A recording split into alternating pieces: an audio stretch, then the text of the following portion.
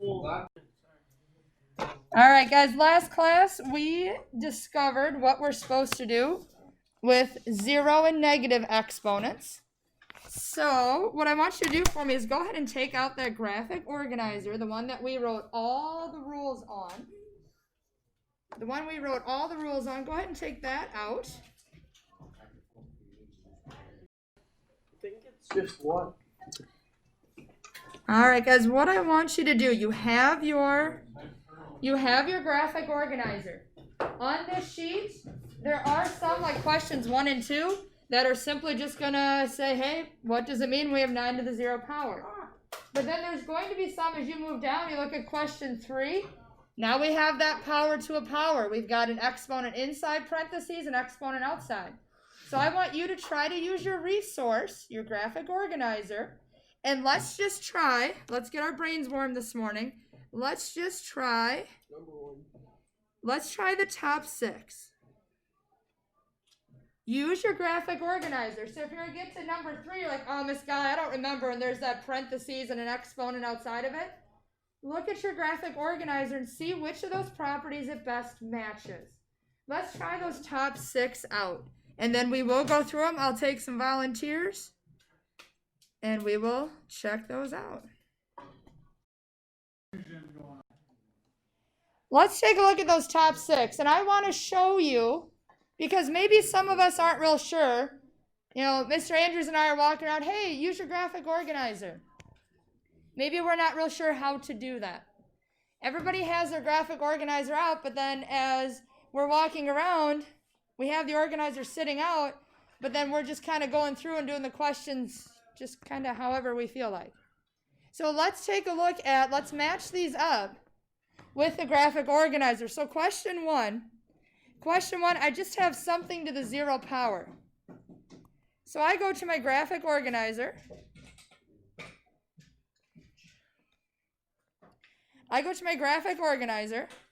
And I try to find something to the 0 power. The bottom one. The very bottom row. Everybody see that? So I look at my example, I'm like, oh man, I don't remember that to the 0 power thing. I know we talked about it. But then I look at my bottom row, and what does the bottom row tell me? It says anything to the 0 power is, what is it? What is it, Sam? 1. It's 1. Why do I have a different day? It's 1.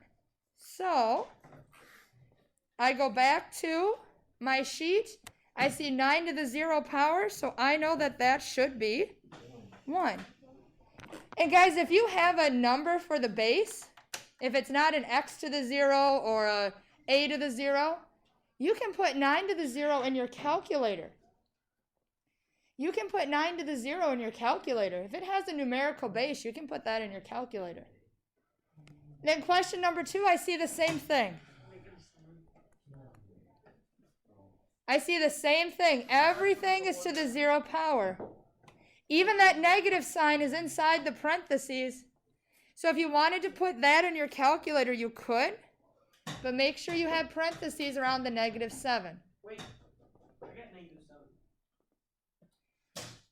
Make sure you put parentheses around the -7 in your calculator.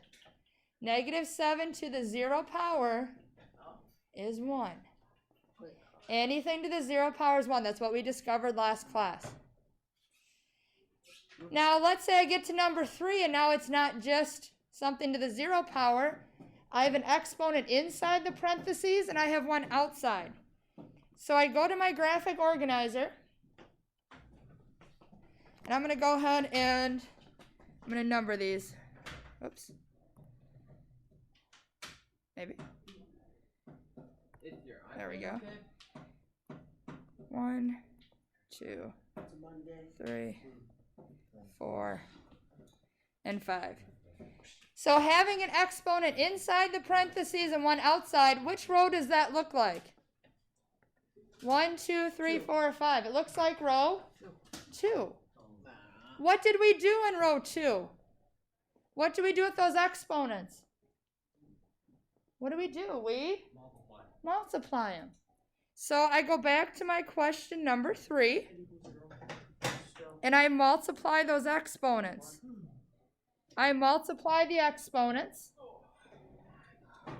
x to the 0, because 0 times 2 is 0. And we just talked about anything to the 0 power is 1.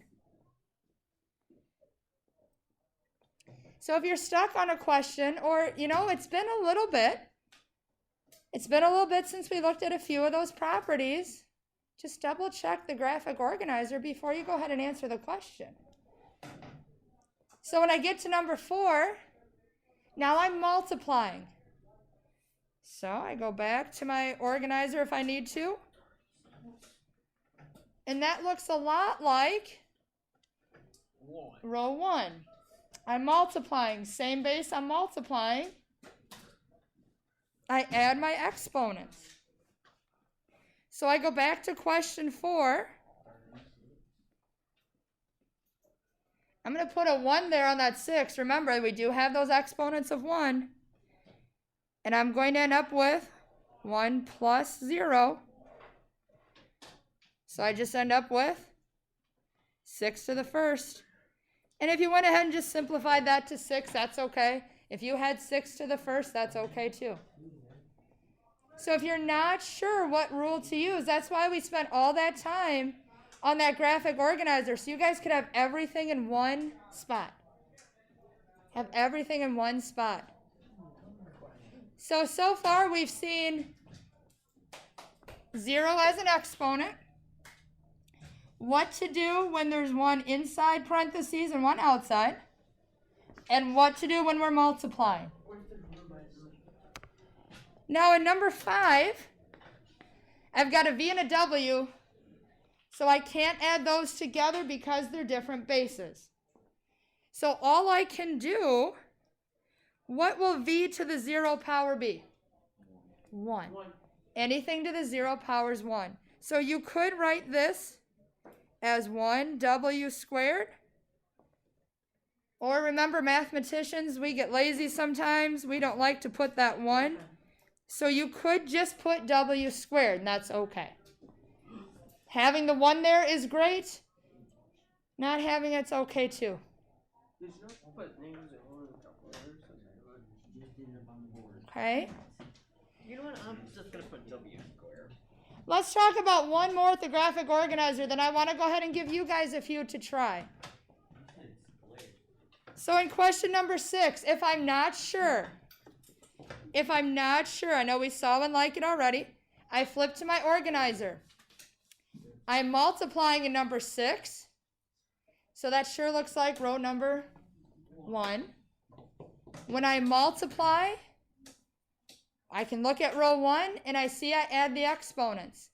I can also look off to the side, because in number 6 we've got like example 2. We've got those coefficients, those numbers out front. So if you're not sure what to do with those guys, check out the example. -2 times 7 gives us -14. Use your graphic organizer. Not only are the rules there, if you're like, Miss Golly, I look at that rule in that box and that doesn't make much sense to me. Guys, check out the examples we did. Look at the examples. What example does it look like on your sheet? Just to help refresh you. So we know we're going to add exponents, so I go back to number 6. On my graphic organizer, I saw that the 8 and the 4, I need to multiply those. Those aren't exponents, so I need to multiply them. And then the exponents, I add. And you don't have to write out how I'm doing and showing the addition. You don't have to do that part. I'm just showing you so you know why it becomes a 4. Okay, so those rules we've been using the last couple weeks, guys, those rules haven't changed. Okay? We have 4 left on the front side. Let's get the front side finished up. Then we'll take a break and come back and look at the back. There's about the same amount of questions on the back for us today. So let's get these last 4 finished, and then we'll take a little break. Check out these bottom 4. Some of you are working super hard at them. Others of us just kind of staring off. You don't know what you know until you actually try it, guys. You don't. And if you actually try it, then we're able to come around and help you. But if you don't even try it, we're not even sure where you're at with things. And as I came around, you guys were able to match up with your graphic organizer. Then you were able to tell me, oh yeah, here's what I do with a negative exponent. Or here's what a zero exponent means. You guys were able to tell me those things when I came around to help you. So we just have to get you to the point where you can use that resource yourself to then help you if you're stuck on a problem. So for the bottom four, let's take a look at number 7. We talked about the zero exponent quite a bit at the beginning today. Anything to the 0 power is, it's just 1. It's just 1. And then, is there anything special about the 7? No, there's not. There's just a 7. So that's all I can do. Sometimes they are just that simple. All I can do is simplify x to the 0, and that's it. You won't always use one of the properties. Yeah. Oh, I just put a 7 through 1. You have to put a 1 over the 7. You have to put a 1 over the 7. There's a 1 in the numerator, and there's a 7 in the denominator. In number 8, when I helped people this one, it made it easier to talk about x to the 0 first. I don't have any other x's, and I know when we see division, some of us are trying to subtract something, but I don't have another x in the top, so I can't subtract. So what is x to the 0 power? It is, hopefully it's sinking in at this point, it is 1. So down in the bottom, all I have is a 5 times 1. X to the 0 is just 1. 5 times 1 is just 5.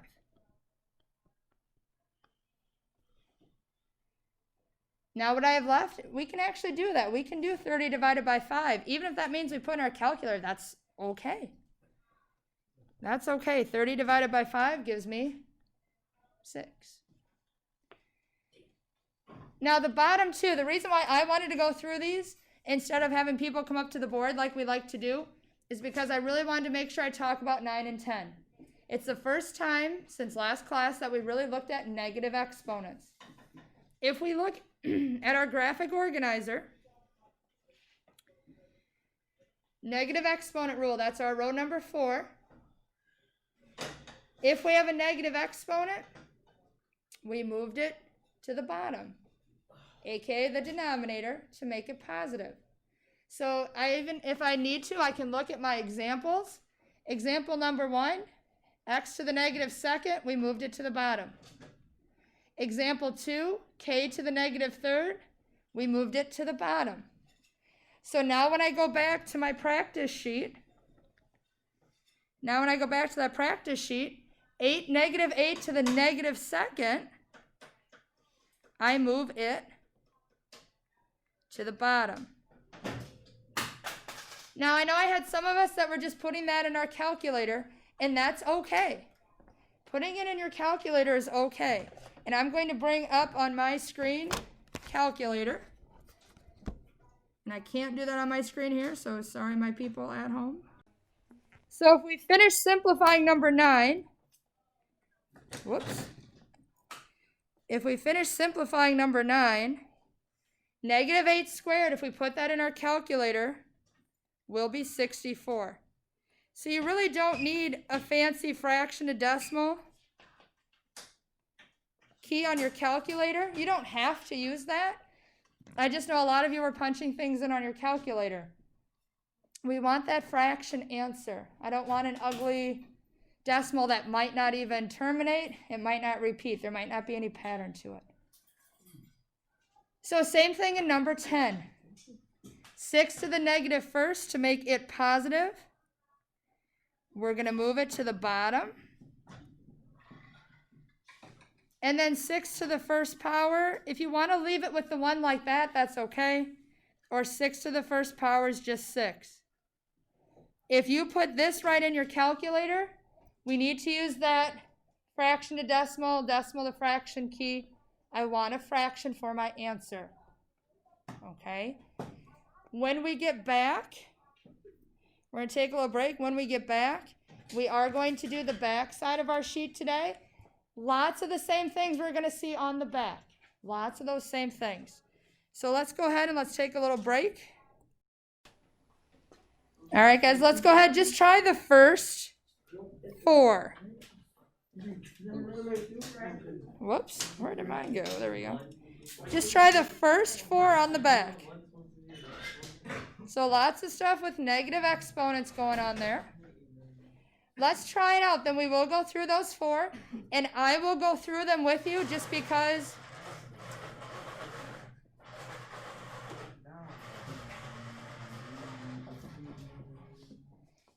that negative exponent idea is kind of new. So what we just saw on the front side before we took our break, to make that negative exponent positive, we've got to move it. So just try the top 4 on the back. In a couple minutes, we'll go through those.